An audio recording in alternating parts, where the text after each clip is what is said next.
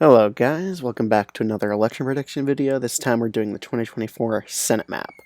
So Democrats have a lot more seats that have to defend on the Senate map, which is pretty bad for them, and it makes it pretty difficult for them to hold the Senate, but we're going to go through this state by state. I mean, you never know. 2022, Democrats expected to lose the Senate, and they managed to win it, so outperformances are just, they could always occur at any point. So let's get right into this. So Wyoming, both the Nebraska Senate seats, North Dakota, Tennessee, Mississippi, Indiana, Missouri, and Utah, these are just safe red states, and the Republicans are already at 47. So let's get into the safe blue states. So Maryland, Delaware, New Jersey. Even though Bob Menendez has a lot of corruption scandals, I think even if he were to run, he would win by over 10% just because Biden will be dragging him over across the finish line. In Maine, even if Angus King retires, I still think it would be solidly Democratic, because I think either Jared Golden or Pellegrini would run here, and they would easily win in Maine, the entire state, by over 10%. But I'm assuming Angus King does run in this scenario.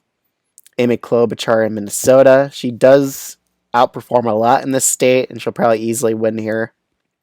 Last election, she won like 20 points. And that's all the safe blue states. So they're already at 41, which is not the best. But let's move over to Virginia and New Mexico, which I see these as likely blue states. Youngkin, I really doubt he's going to run for Virginia Senate.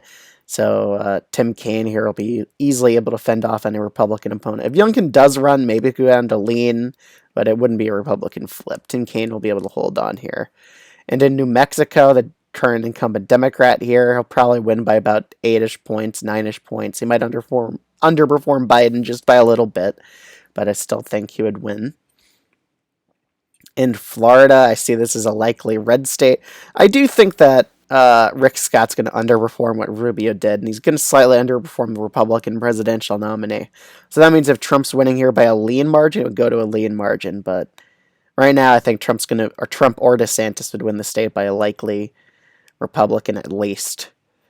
State of West Virginia, just because it's a presidential year, I really think it's going to be an uphill battle for Joe Manchin to win this Senate seat. So already I'm starting as a likely Republican seat. Okay, let's move on to Pennsylvania and Michigan. I both think these states are going to be likely Democratic states. I really don't think the Republicans have any good candidates to run here. I think Bob Casey is very popular in this state. He'll easily win by more than Fetterman. And Stabenow in Michigan, I think she'll easily carry Michigan by over 5 points, probably like an 8% victory, probably in Pennsylvania, 8% victory as well. Bob Casey could even win by over 10 if it's a terrible Republican nominee like Doug Mastriano. All right. In Wisconsin, this state's only going to be competitive if Mike Gallagher runs, and I really don't think he's going to run, so it could even shift to likely Democratic, but for now I'm going to put it as likely blue, or lean blue. I think Tammy Baldwin wins here by about 4% against her Republican opponent. Pretty decent margin of victory in the state of Wisconsin. I really think it's a pipe dream for Republicans to think they could flip this seat. Baldwin's more popular than Ron Johnson is in this state. In the state of Texas, Ted Cruz, this is the one Democratic pickup that's honestly possible. They could win here, especially if Biden wins the state of Texas. It's a blowout. They could unseat Ted Cruz, but for now I'm putting as a lean red state because Ted Cruz is pretty unpopular. I don't think he's going to win by a likely margin, as some people are saying. So I think it's going to be about a Cruz victory of about 2 to 3 points against the Democratic nominee. All right, now we're down to 4 states. And these are the only ones in the realm of possibility of actually flipping for the Republicans. They could get up to 54 Senate seats. I think that's kind of their ceiling, honestly. They could flip all 4 of these, but we're going with the most likely one. I think Nevada is going to stay blue here. I just don't think that it's going to flip. It couldn't even flip when it had very high Republican turnout and very low Democratic turnout. In a presidential year, Democratic turnout is going to be much higher, and the Republicans really aren't going to have a chance to flip this seat. So now we're down to Ohio, Montana, and Arizona. I'll start off with Montana. I actually changed my mind on this state.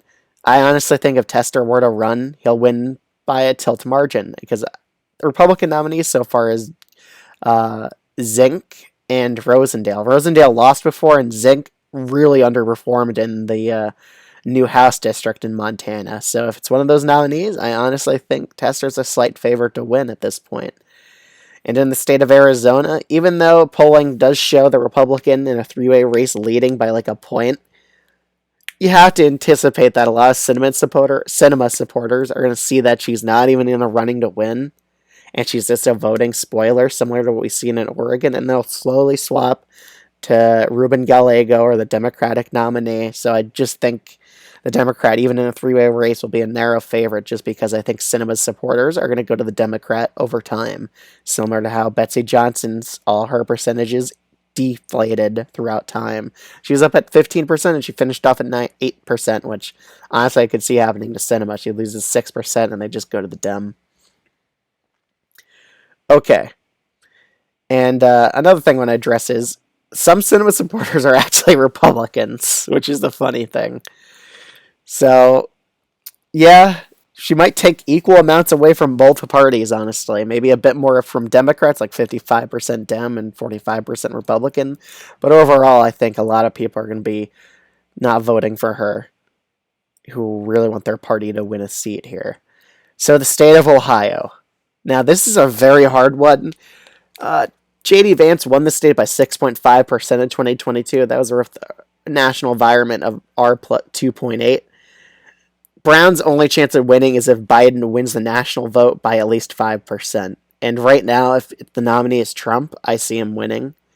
And so far, that's like the favorite. It's going to be possibly Trump because DeSantis hasn't announced he's running yet. So this map's assuming that Trump's the nominee. So if DeSantis is running, honestly, it would probably go to the Republican. But since Trump is running, and because of the hatred among Trump among independent voters, and just that I think DeSantis would do better with a popular vote than Trump could, I think that, honestly, Sherrod Brown has a chance at winning here, but Biden's margin in Ohio has to be only R plus 6. If it's R plus 6.5, I honestly think Sherrod Brown loses. So I think Ohio goes to Republican by about 6 in this. So I think there'll be enough ticket splitters that it could enable a Sherrod Brown victory among independent voters. But this honestly could just go to 53 Republicans. It's really close here. But for now, I think the Democrats narrowly hold the Senate. But that's assuming a lot of things break their way in Arizona, Montana, Ohio. But so far, I'm just anticipating the Republicans are going to nominate really bad nominees in Arizona, Montana, and Ohio, because that just seems to be the theme usually in politics now. Republicans choose very unelectable far-right wing politicians to run in these swing states, and then they lose, and then they're shocked about it.